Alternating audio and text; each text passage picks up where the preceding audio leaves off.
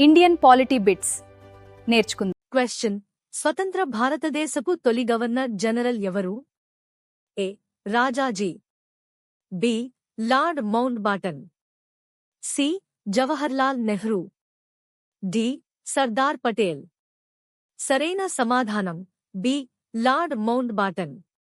వివరణ: 1947 ఆగస్టు 15న భారత్ స్వాతంత్ర్యం పొందిన తర్వాత లార్డ్ మౌంట్ బాటన్ స్వతంత్ర భారతదేశపు తొలి గవర్నర్ జనరల్గా బాధ్యతలు స్వీకరించారు. బ్రిటిష్ ప్రభుత్వం అధికార బదిలీని సజావుగా నిర్వహించేందుకు ఆయన్ను ఈ పదవిలో కొనసాగించింది. జూన్ 1948 వరకు ఆయన ఈ పదవిలో ఉన్నారు. స్వాతంత్ర్యం తర్వాత దేశ పరిపాలనా వ్యవస్థను స్థిరపరచడంలో మౌంట్ బాటన్ కీలక పాత్ర పోషించారు. నెక్స్ట్ క్వశ్చన్: స్వతంత్ర భారతదేశపు తొలి భారతీయ గవర్నర్ జనరల్ ఎవరు? A. Jawaharlal Nehru, B. Sardar Patel, C. Rajagopalachari, D. Rajendra Prasad. సరైన సమాధానం సి. రాజగోపాలాచారి. వివరణ: లార్డ్ మౌంట్ బాటన్ పదవీ విరమణ చేసిన తర్వాత జూన్ 1948 21న సి. రాజగోపాలాచారి, రాజాజీ, భారతదేశపు తొలి భారతీయ గవర్నర్ జనరల్గా బాధ్యతలు చేపట్టారు. ఆయన స్వాతంత్ర్య సమరయోధుడు, రాజకీయ నాయకుడు మరియు గొప్ప రచయిత. భారతదేశం గణతంత్ర రాజ్యంగా మారే వరకు జనవరి 1926 వరకు ఆయన ఈ పదవిలో కొనసాగారు. నెక్స్ట్ క్వశ్చన్: భారతదేశం స్వాతంత్ర్యం పొందిన తేదీ ఏది? A. July 1947 18, B.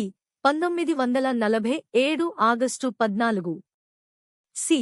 1947 August 15, D. జనవరి 1926.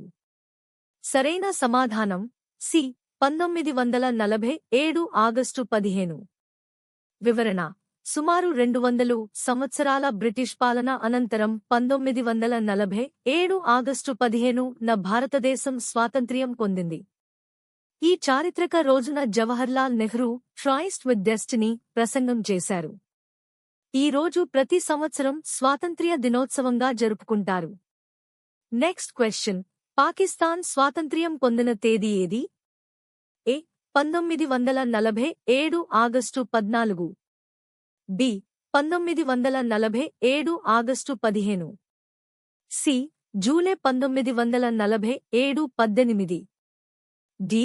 జూన్ 1948 30. సరైన సమాధానం ఏ. 1947 ఆగస్టు 14. వివరణ: మౌంట్ బాటన్ ప్రణాళిక ప్రకారం బ్రిటిష్ ఇండియా 2 డొమినియన్లుగా విభజించబడింది. పాకిస్తాన్ 1947 ఆగస్టు 14న స్వతంత్ర దేశంగా ఏర్పడగా, భారత్ 1947 ఆగస్టు 15న స్వాతంత్ర్యం పొందింది. మహ్మద్ అలీ జిన్నా పాకిస్తాన్ తొలి గవర్నర్ జనరల్గా బాధ్యతలు స్వీకరించారు. నెక్స్ట్ క్వశ్చన్: భారత రాజ్యాంగ సభ తొలి సమావేశం ఎప్పుడు జరిగింది? A. September 1946 2, B. December 1946 9, C. 1947 August 15, D. July 1947 18. సరైన సమాధానం బి. డిసెంబర్ 1946 9. వివరణ: డిసెంబర్ 1946 9న రాజ్యాంగ సభ తొలి సమావేశం జరిగింది. ఈ సమావేశానికి ముస్లిం లీగ్ హాజరు కాలేదు. భారత రాజ్యాంగాన్ని రూపొందించడానికి ఈ సభ ఏర్పడింది. తరువాత ఇదే సభ భారతదేశానికి రాజ్యాంగాన్ని రూపొందించి దేశ భవిష్యత్తుకు పునాది వేసింది. నెక్స్ట్ క్వశ్చన్: రాజ్యాంగ సభ తాత్కాలిక అధ్యక్షుడిగా ఎవరు వ్యవహరించారు? ఏ. డా. Rajendra Prasad, B. BR Ambedkar, C. Sachchidananda Sinha, D. Jawaharlal Nehru. సరైన సమాధానం సి. సచ్చిదానంద సిన్హా. వివరణ: రాజ్యాంగ సభ తొలి సమావేశంలో అత్యంత వయోవృద్ధ సభ్యుడైన సచ్చిదానంద సిన్హాను తాత్కాలిక అధ్యక్షుడిగా నియమించారు. సభ ప్రారంభ కార్యక్రమాలను ఆయన నిర్వహించారు. అనంతరం శాశ్వత అధ్యక్షుడి ఎన్నిక జరిగింది. Next question. రాజ్యాంగ సభ శాశ్వత అధ్యక్షుడిగా ఎవరు ఎన్నికయ్యారు? ఏ. జవహర్లాల్ నెహ్రూ, బి. డా. Rajendra Prasad, C. BR Ambedkar, D. Sardar Patel. సరైన సమాధానం బి. డా. రాజేంద్ర ప్రసాద్. వివరణ: డిసెంబర్ 1946 11 డా. రాజేంద్ర ప్రసాద్ రాజ్యాంగ సభ శాశ్వత అధ్యక్షుడిగా ఎన్నికయ్యారు. రాజ్యాంగ రూపకల్పన ప్రక్రియ మొత్తం ఆయన నాయకత్వంలో సాగింది.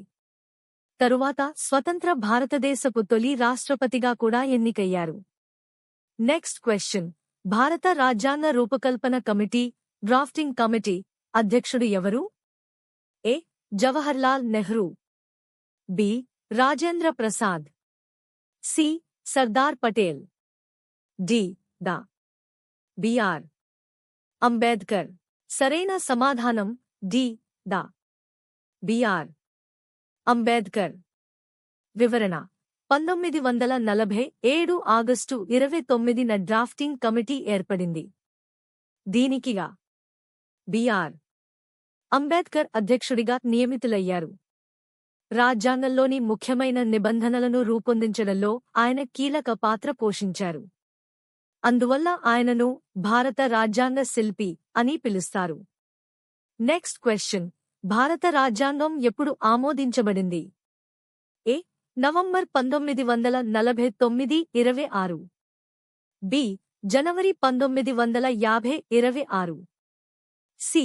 1947 ఆగస్టు 15, డి. డిసెంబర్ 1946 9. సరైన సమాధానం ఏ. నవంబర్ 1949 26.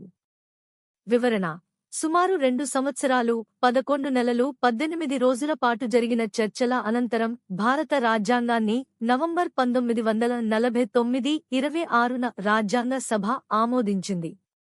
ఈ రోజును ప్రస్తుతం రాజ్యాంగ దినోత్సవం గా జరుపుకుంటున్నారు.